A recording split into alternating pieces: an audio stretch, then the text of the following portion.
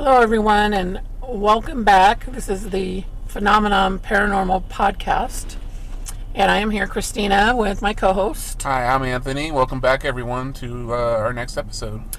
And today is going to be an interesting topic.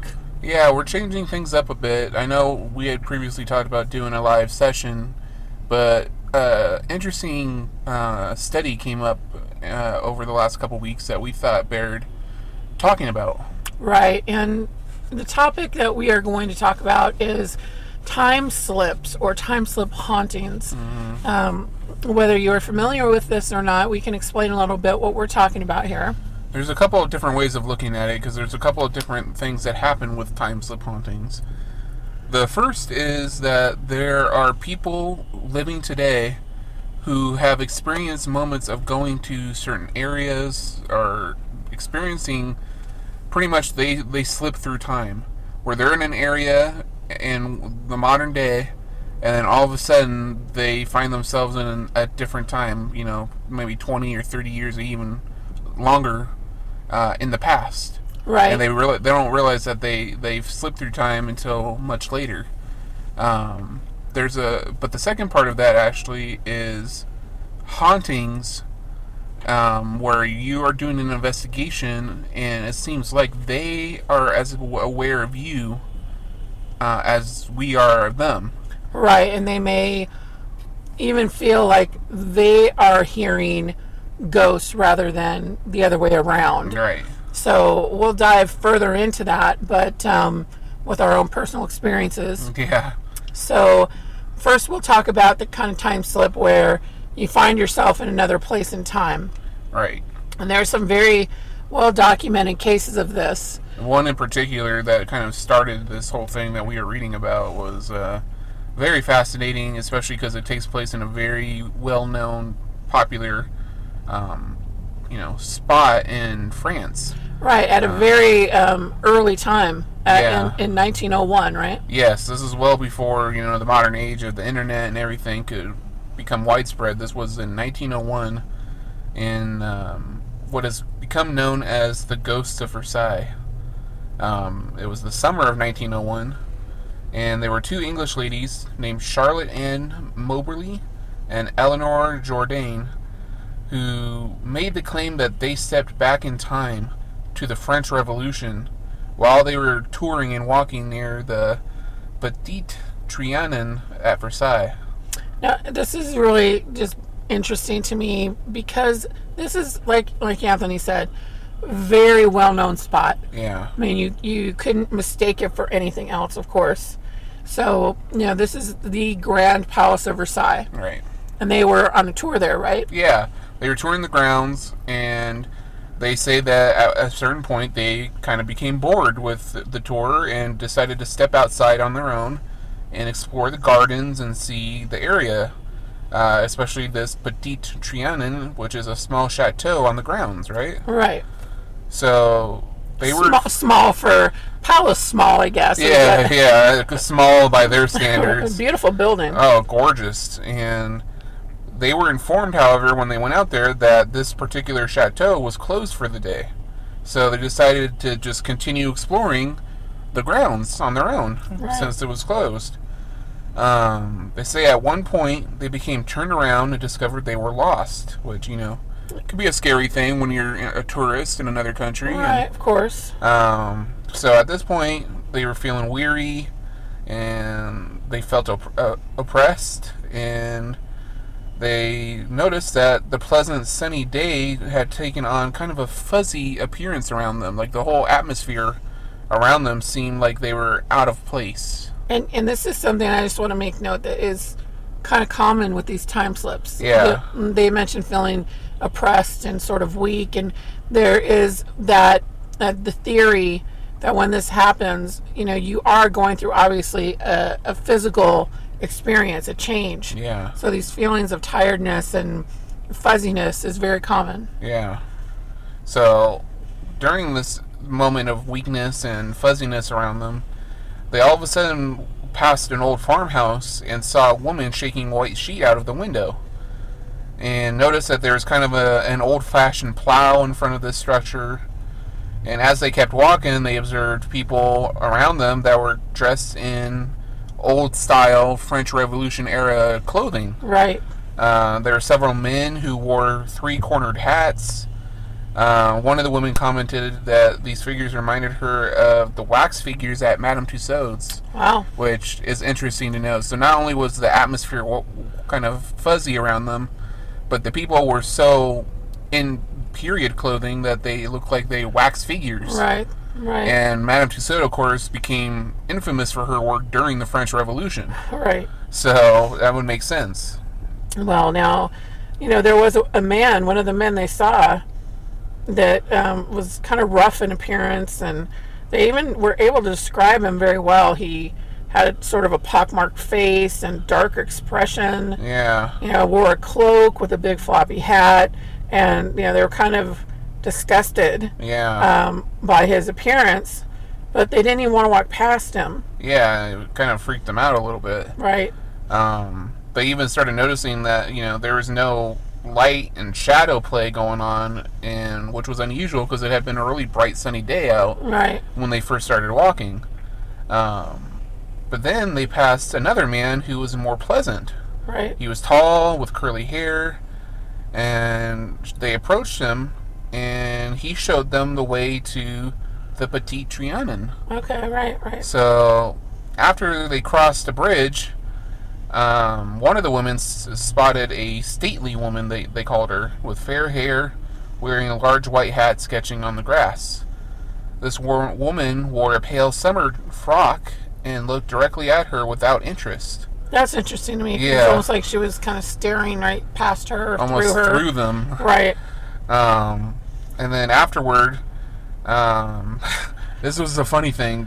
After seeing this woman, they started looking back at what they experienced, of course, and thinking about it. This one woman said that they believed the woman they passed was none other than Marie Antoinette herself. Okay, interesting. Which, I don't know if they based it off of paintings and sketches they've seen of Marie Antoinette, but I guess she must have given off some sort of vibe that it was Marie Antoinette that they had passed, just sitting on the grounds drawing in the gardens. Right. Which is an interesting thing to know. It's not just the fact that it was someone from that period. It was Marie Antoinette herself. Well, one could say, who do you know, a woman from that time that is more popular? Right. So, the name could have been, on the tip of their tongue for a very specific reason. Yeah, I mean... Or did they compare, like you say, to paintings? We don't really have that information, but... I mean, it's hard not for your mind not to go to that place when you're in that Versailles and you're thinking of that era. Right. I'm sure you're going to think Marie Antoinette. Whether it was her or not, I obviously can't say. Exactly. That's a very specific person to say, but whatever it was, they saw a woman... Right. Not from their era there. Well, it wasn't long after this, right, that they kind of found their way back to their original starting place. Yeah. And when they did, they were back in their modern day again. Yeah.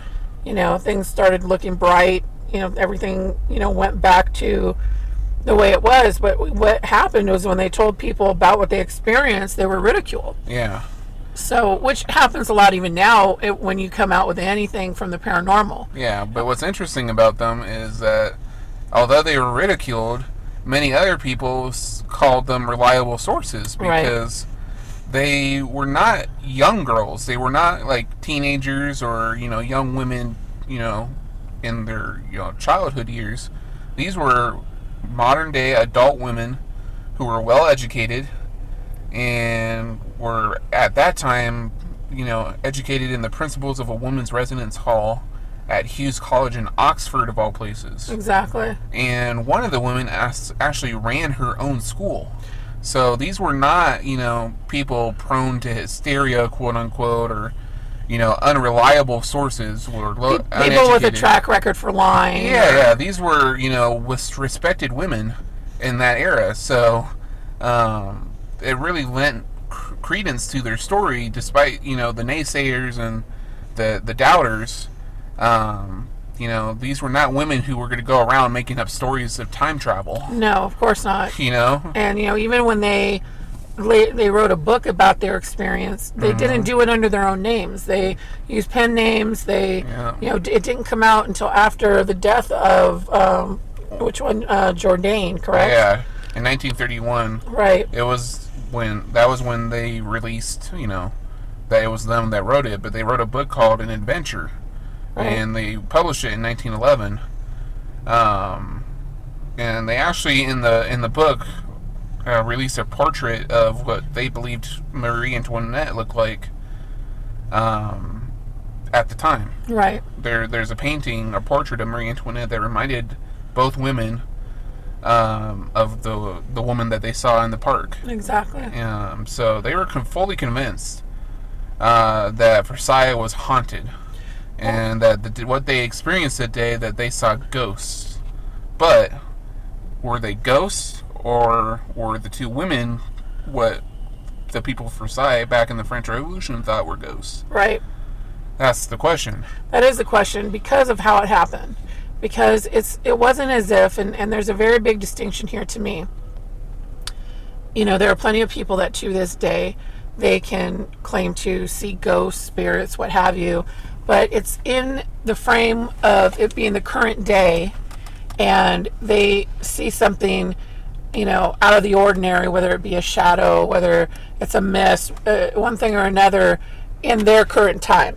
It's not that they are seeing that person's time frame when they were alive. So that's the big distinction here, and you'll get to know more about that in these other examples we give, because it's also the same pattern each time this happens. Yeah.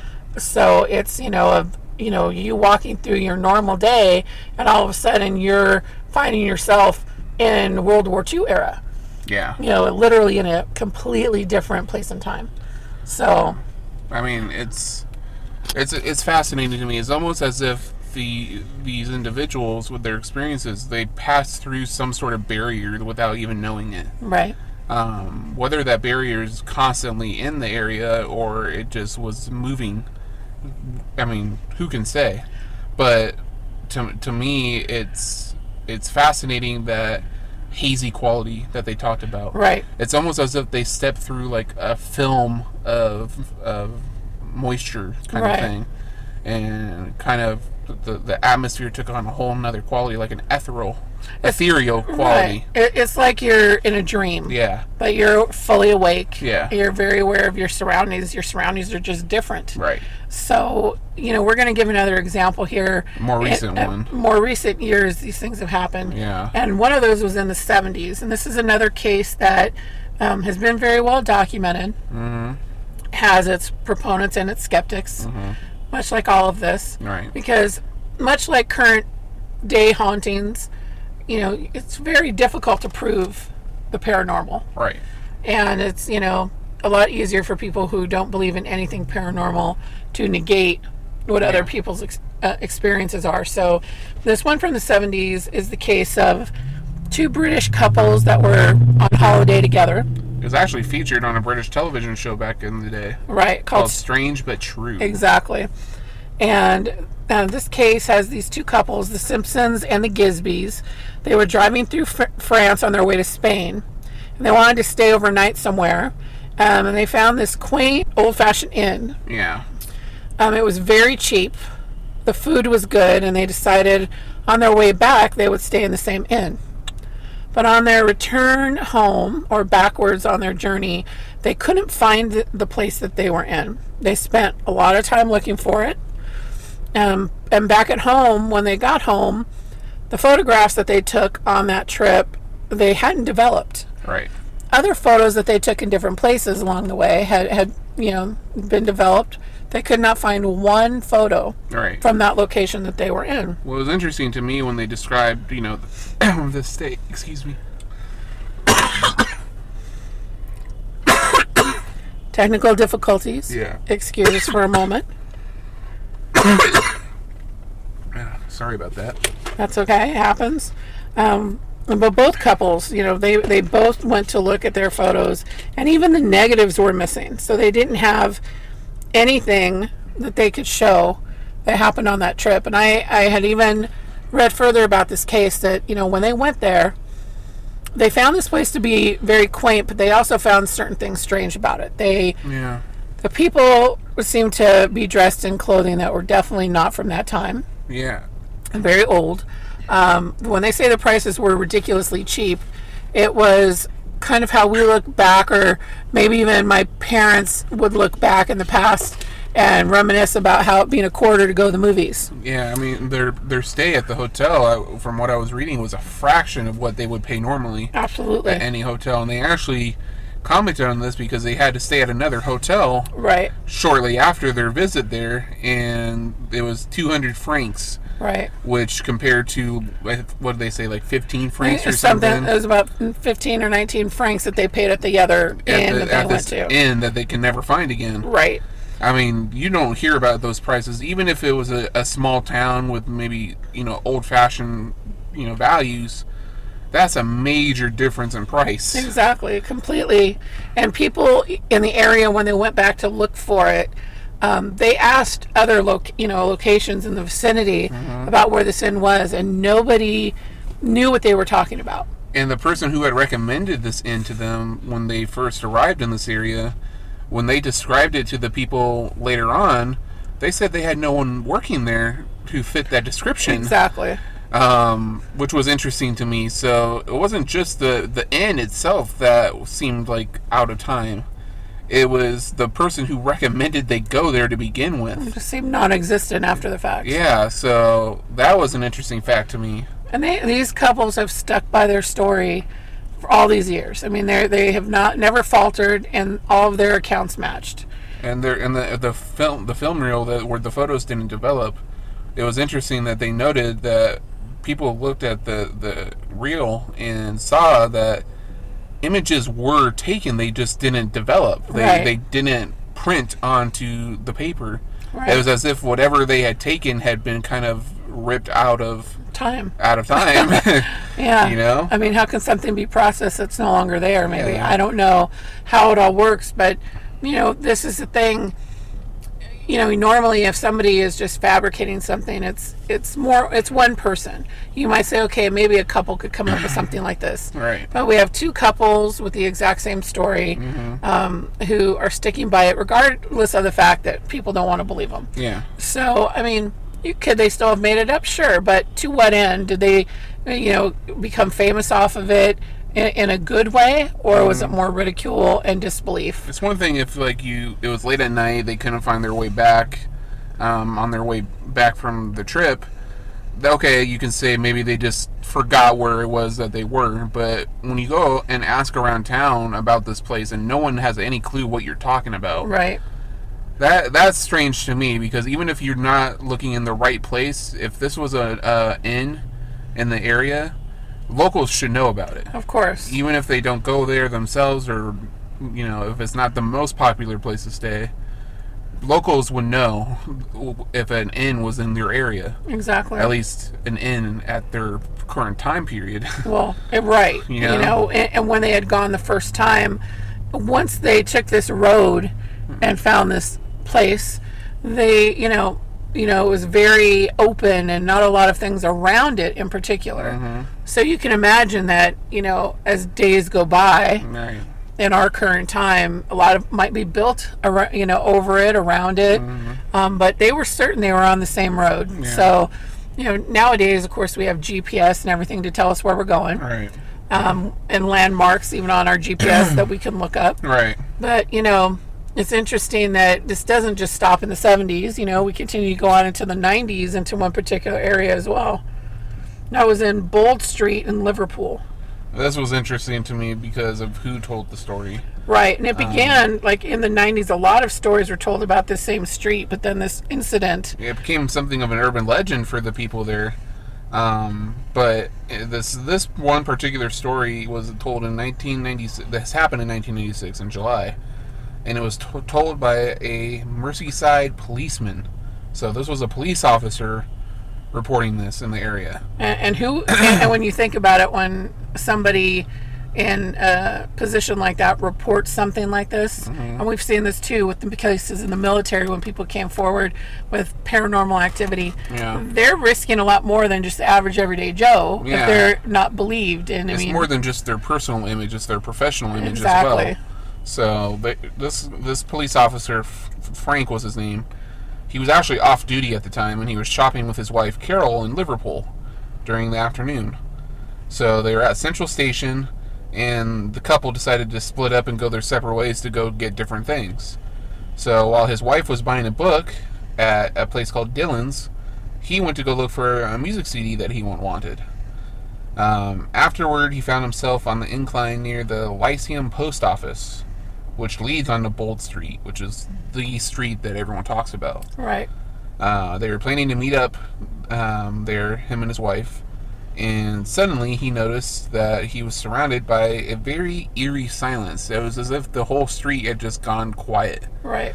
Which, you're in Liverpool, in England. Right, that's not going to happen. That's really not going to happen at all. This Exactly. is the 1996. It's not like, the early years. This was the middle of the day, so Yeah. this is a busy time. So out of the silence, out of nowhere, he says a small box van that looks something out of the 1950s. He specifically said it looked like it was out of the 1950s. Right. Sped across his path, honking its horn, and nearly missing him. It almost hit him. Wow. Like It was you can imagine though, like he just appeared there suddenly, Yeah. and this van had to try to avoid hitting Yeah, so him. this van was going down the street, and all of a sudden, imagine this guy just pops up out of nowhere. Exactly. And he, meanwhile, is just standing there, and all of a sudden, he's in the middle of a street with this van barreling towards him. Yeah. He noticed on the side of the van there was actually a name printed on it, Kaplan's. But from his research and understanding later on, Kaplan's had been out of business for quite a number of years. It was no longer a business, so that was an interesting thing that he noticed too. So he was confused, and when he was looking at his shoes, he discovered he was standing in the middle of the road. He had been on a sidewalk. Interesting. He hadn't been in the middle of the road when he first started walking. Right. So out of the blue, from the silence, he finds himself standing in the middle of a street. So he quickly crossed to the sidewalk and saw that Dylan's bookshop had become Crips instead. I don't know what Crips was, but it was the name of it over the entrance now. He was confused and saw no books on display, but he did see women's handbags and shoes. So he noticed the people around him were dressed oddly. They were dressed in clothing that he said were from the 1940s. So, to his relief, he spotted a young girl that looked like she was from the modern day. She was dressed, apart from all these other people around him. So he smiled at her and as she walked by, and she entered the store Crips. He followed her inside and saw that the store had transformed again. It was once more Dylan's bookstore. Okay. So from the time he entered the store and saw all these women's handbags and shoes on display, he stepped through the door, and all of a sudden he was in this bookstore again. Wow. In just a couple steps. And as the young girl he had followed inside was leaving, he caught her attention and asked her, "Did you see that?" And she replied, "Yeah, I thought it was a clothes shop. I was going to look around, but it's a bookstore." So he discovered that both Crips and Kaplan's were businesses based in Liverpool in the 1940s and 50s. Wow. So these were real businesses that existed in Liverpool in the 1940s and 1950s. But not anymore. No, that's So- about 40 to 50 years apart. Yeah. So that's a huge difference. Well, yeah, and it's one thing to have been the only person to experience it, but you see somebody else there at the same time who's experiencing the same thing. So to me, that's just, extra corroboration for you. And also, when you talk about the van almost missing him, it reminds me of something else to me that no one's ever really been able to explain, and there's plenty of footage of it online on YouTube.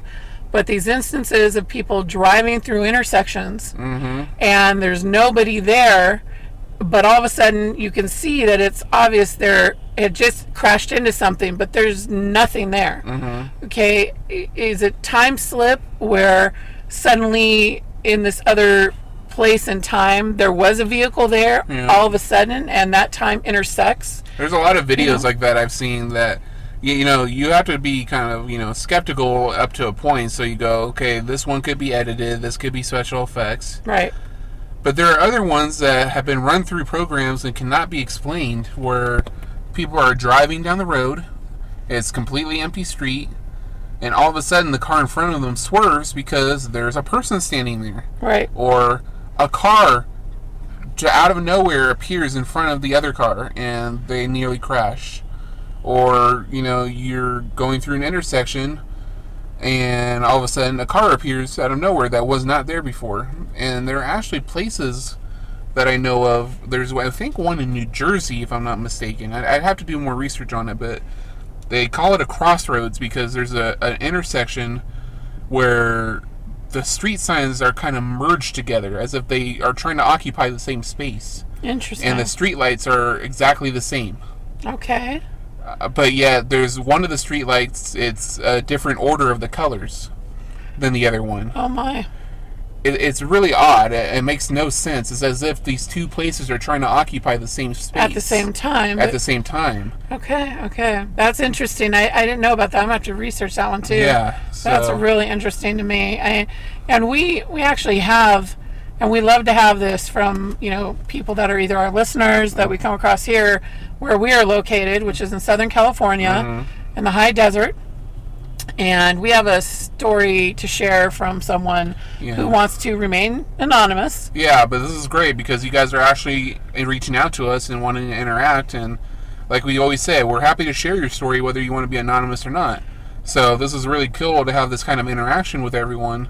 But someone reached out to us with their own instance of a time slip kind of haunting experience. Well, yeah, and which is awesome. You know, it's, you know, we've had people that I've talked to since we, you know, had our local Bigfoot type legend up here share their experiences. So this is great, and this is one from somebody, and this happened. I'll tell you the exact location actually where it happened after I'm done telling the story. Yeah. Because if there's anybody up here who's listening who wants to maybe check that space out, you know, feel free.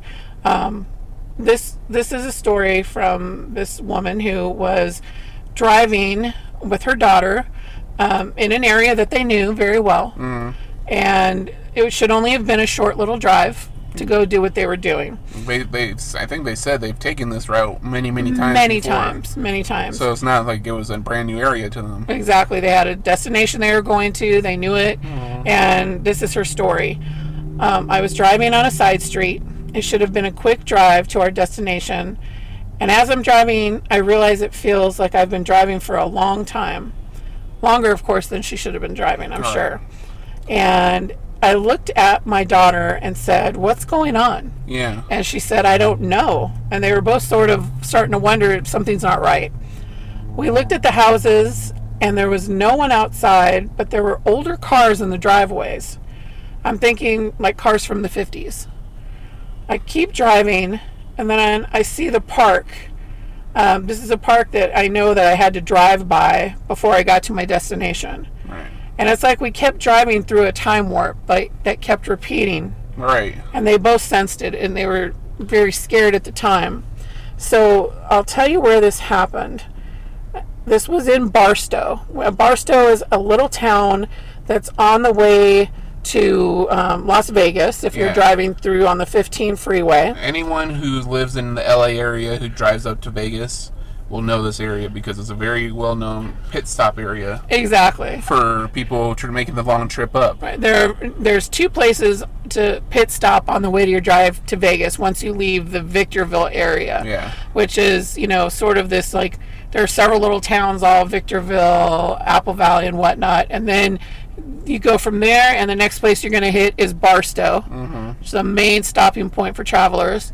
And then the next one won't be until you get to Baker, which is another big stop. Right. So this happened in Barstow, and they were on their way to a Foster's Freeze, a drive-through that they probably have been to a million times before. I used to go there as a kid all the time. Exactly. So it was not it's a very popular place in California. Right.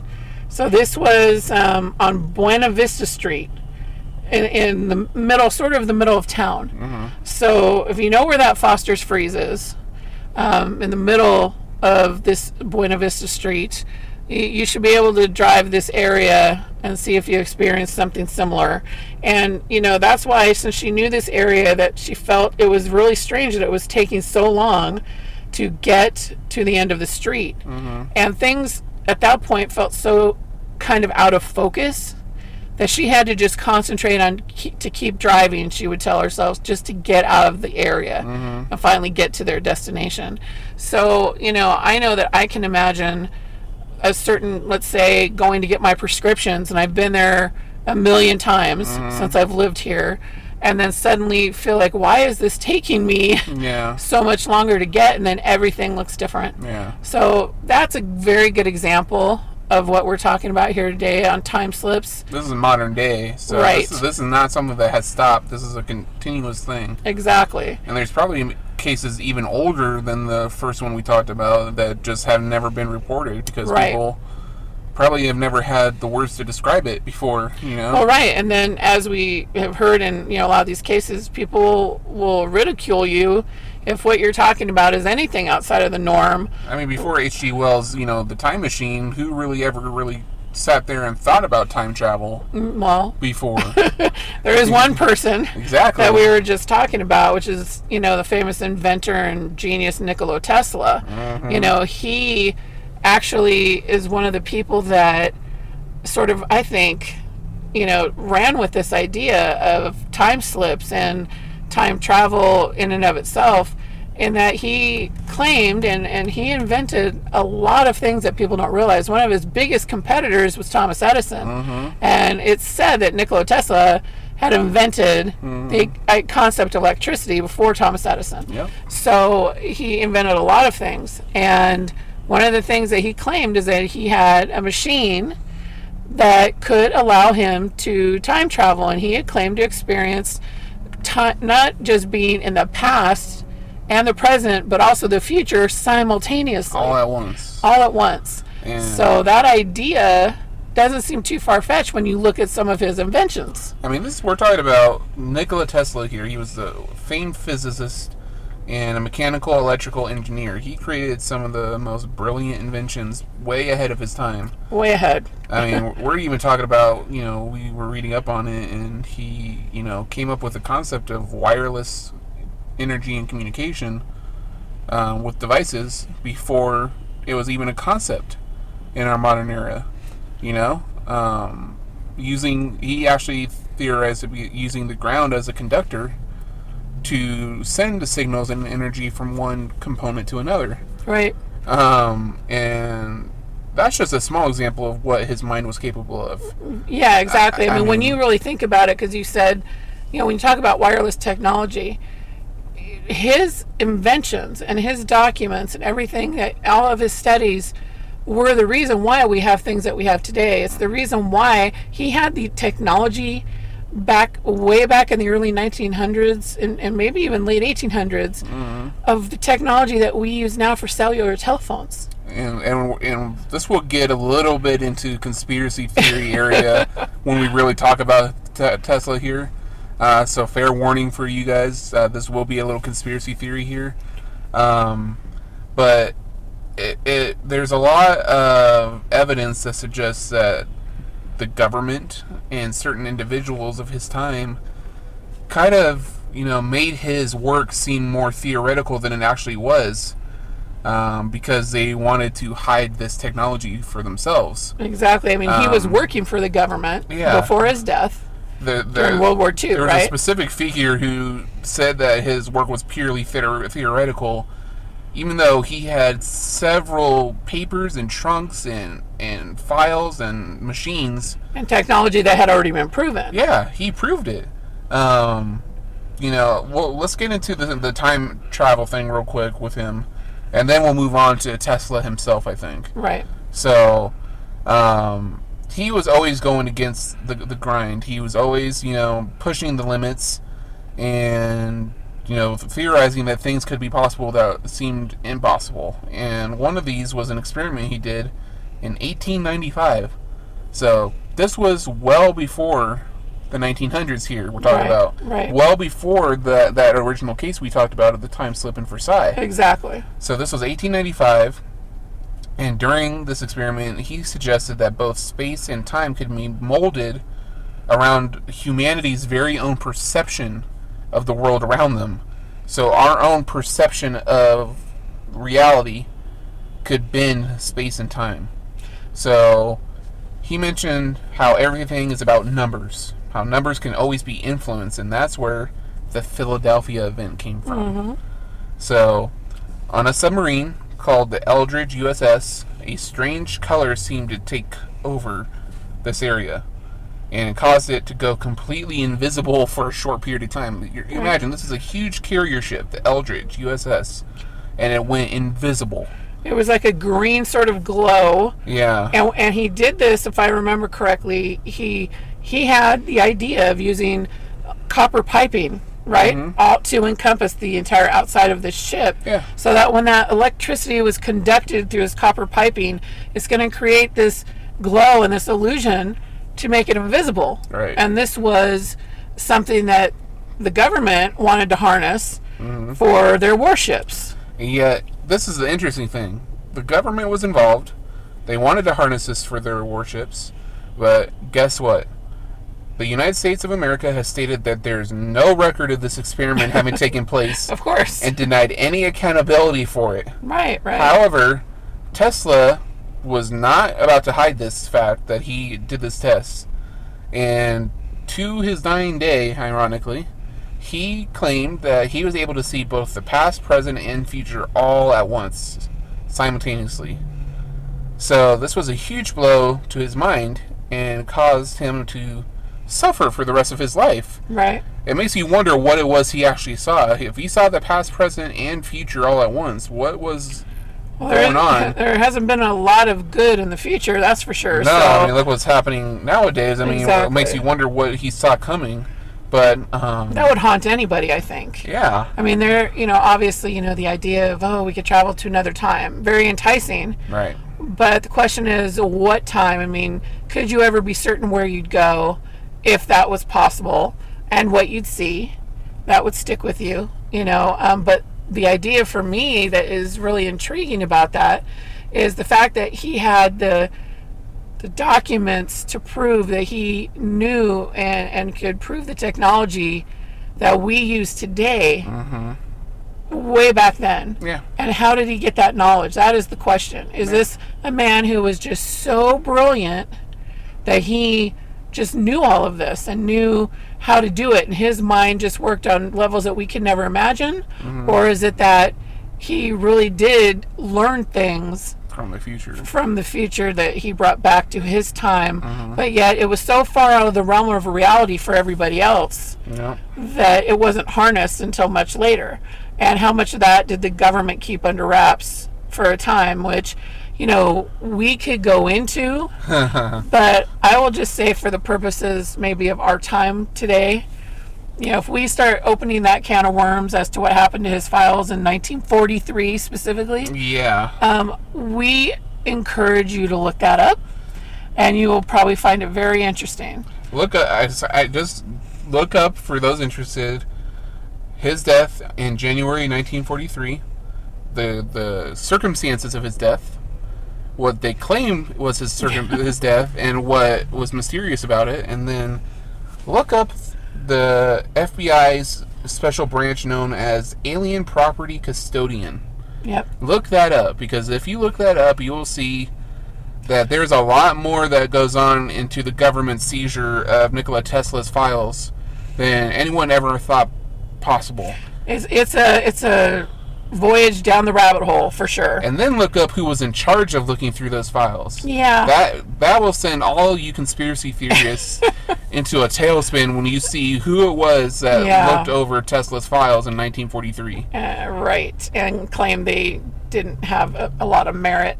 And I'll just say, it has ties to some current events going on in our world today. Right. So look that up, people, because your mind will be blown when you read about this. Oh, yeah. And there's a lot more I still need to read about it too myself. So there's a whole episode we could do on Tesla himself. So there really is. And I will just say that before we move into the different kind of time slip we were talking about, that will be brief. Don't worry. Yeah. Think about the concept of time slips related to things that we hear all the time now that Elon Musk talks about, who is a big proponent of Tesla. But the idea of parallel universes, it's the same concept. Yep. It's the fact that, time is really an ever-changing concept.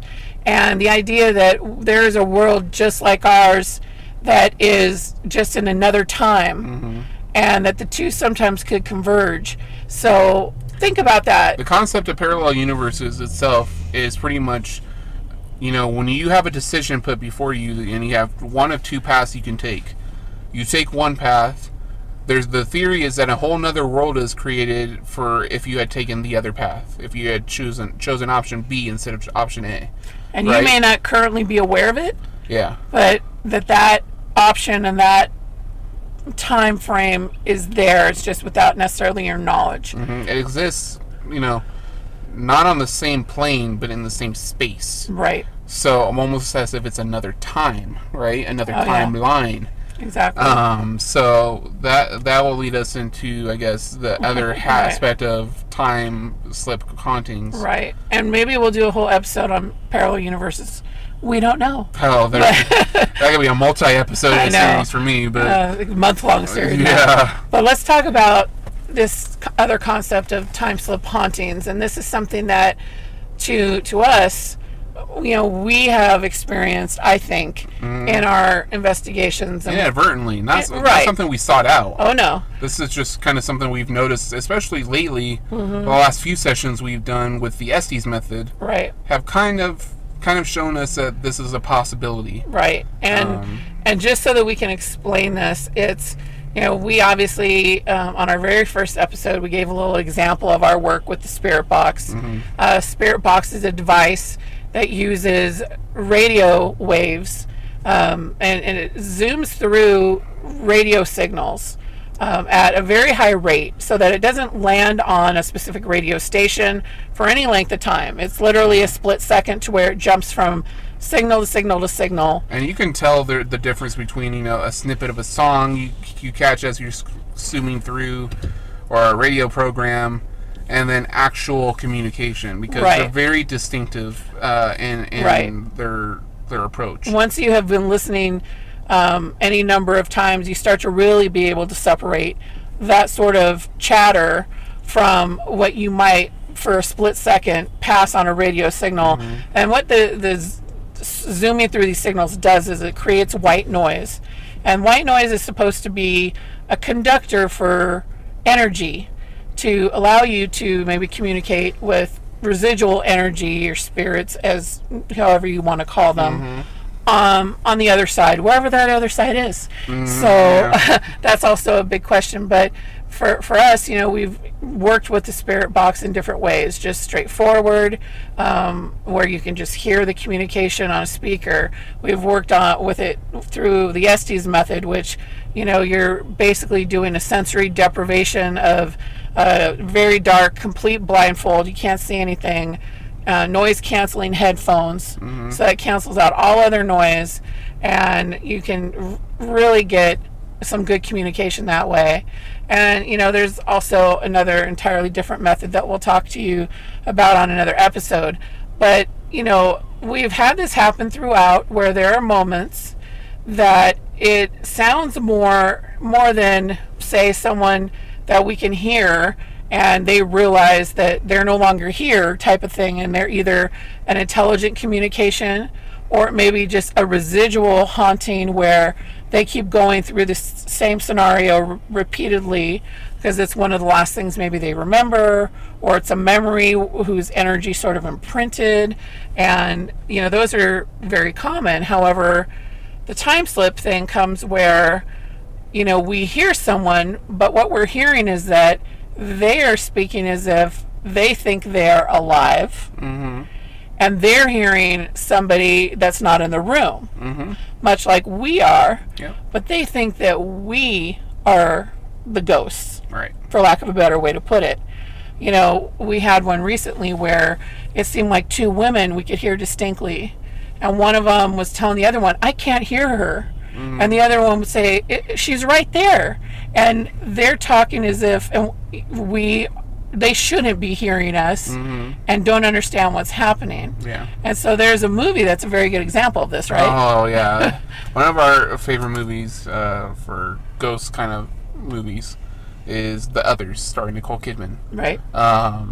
Basically, and I guess I'll put a spoiler warning out there if you haven't seen the movie. I'll talk about what the twist ending is right here, so be warned if you haven't seen the movie.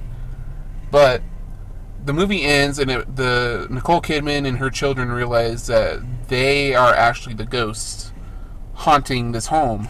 But the people they kept seeing that they thought were ghosts were the current occupants of the home. Right. So it makes you wonder, who's really haunting who. Right. That was the question that the movie posed. And the same concept goes here. Is there really a ghost, or are the ghosts that they're experiencing and we're experiencing just people separated by time? That's my, and I've seen this so much lately when we do our sessions, that more and more I question that is it just time that is separating this?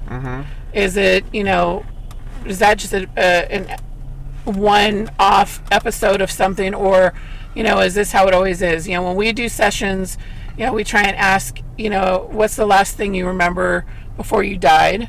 Or do you realize if you're alive or dead? We do get some people who seem to realize, and they will say, even last night when we did a session, I'm dead. I'm dead. Or they'll ask us if they are. But then you have something like this that's entirely different, where it's a completely different vibe, right? When you're in the moment investigating. Oh yeah. Like Christina said, there's a difference between someone coming up and saying I'm dead, or am I dead, or what's happening, where am I? Right. Who seems like your typical what you would conceive as a ghost or a spirit, who pretty much someone who has passed on, and maybe they're confused, and their energy is just here. It's wandering. Right. It's wherever it is, Right. But then you get these time slip hauntings where it seems like who we're communicating with could still possibly be alive, but in their own time period, in their own era. Right.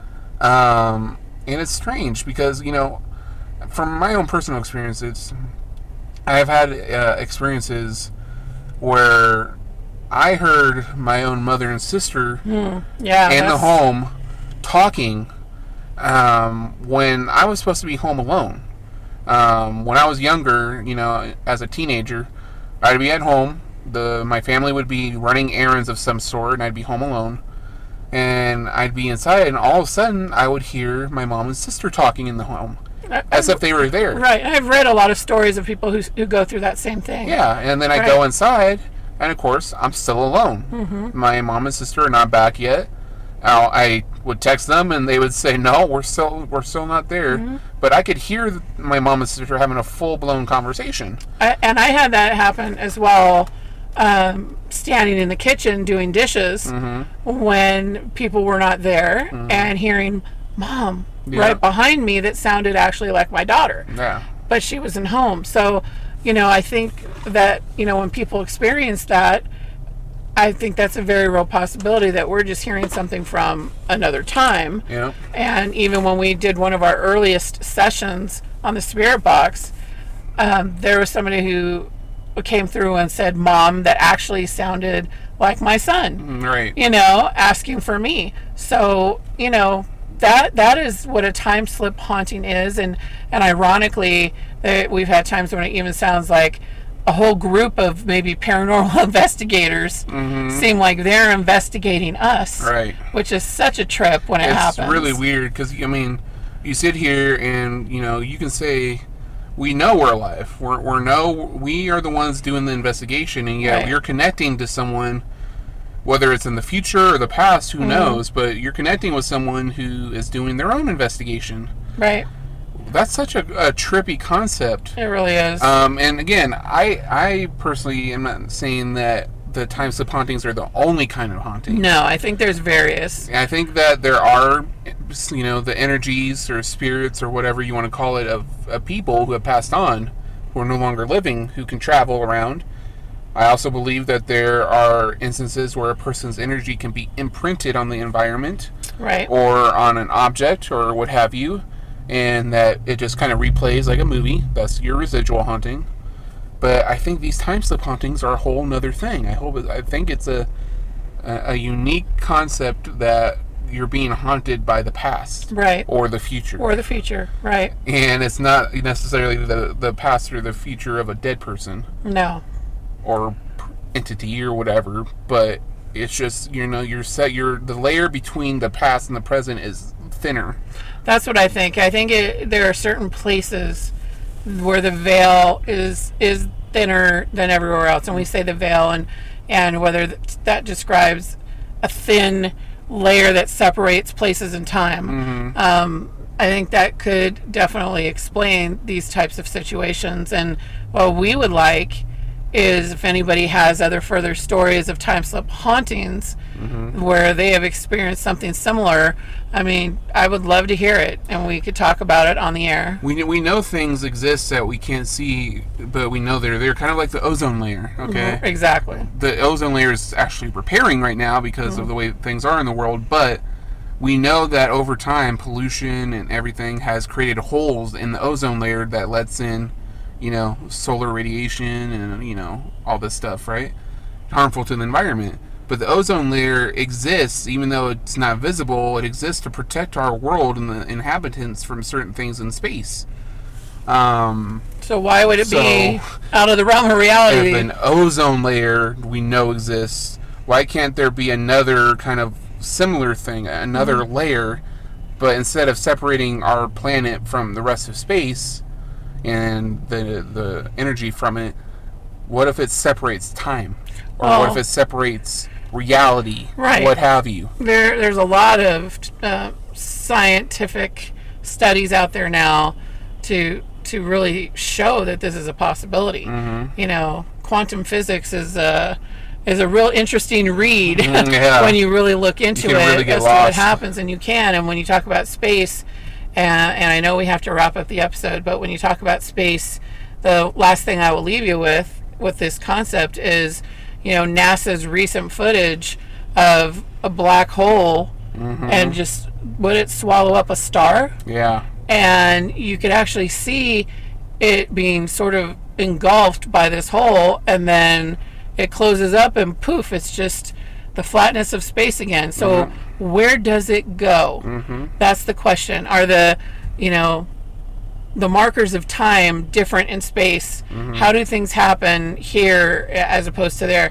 These are all questions that we don't necessarily have the answer to, but I think we're closer than we've ever been. I think as time goes on, ironically, as time goes on, yeah, we learn more and more and understand the universe. Maybe we'll never fully understand it, but I think we have more of an understanding now than we did before, and I think that it's only going to continue to do so as time goes on. And I'll just leave you with space is the final frontier. Yeah, and there's so much to discover up there. Wait, or is it? Maybe it's not the final frontier. Or when is it? Okay. Good point. So. All right. So with that note, again, if you have your own stories of time slips, please get in touch with us. Yeah. You can reach us on any of our social media, and we will leave links in the description. And we hope you enjoyed this episode. And next time we will have something equally enticing to talk about. Oh yeah, for sure. Expect a really unique, hopefully, interview coming up soon. Oh yeah. And we'll discuss that more in the next episode. But thank you guys for joining us this week. I hope you guys enjoyed this and enjoyed the concept of time slip hauntings. I hope it kind of gets you guys invested in it and researching more and exploring on your own. And we'll talk to you next week when we have this interview going. So, all right. Thanks, everybody, and we'll talk soon. all right. Bye, everyone. Goodbye.